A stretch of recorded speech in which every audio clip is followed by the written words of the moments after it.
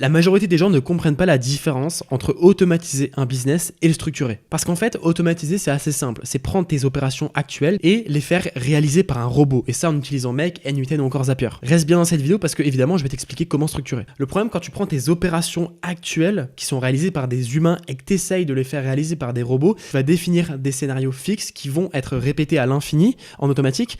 Mais à la fin, tu vas te retrouver avec un scénario qui est extrêmement complexe parce qu'elles sont pensées pour être réalisées par des humains.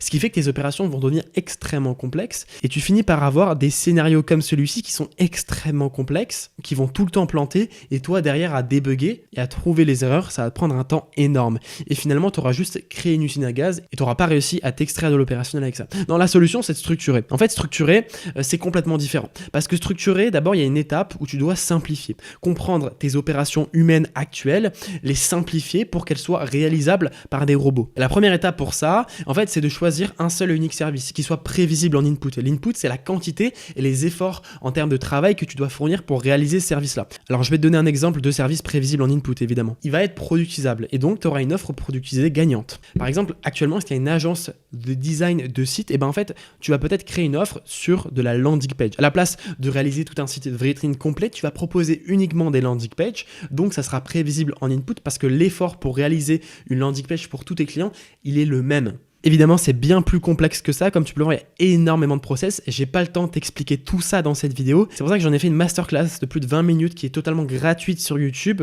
qui vient de sortir aujourd'hui. Tu as juste à commenter structure sous cette vidéo et je t'enverrai le lien de la vidéo par message privé.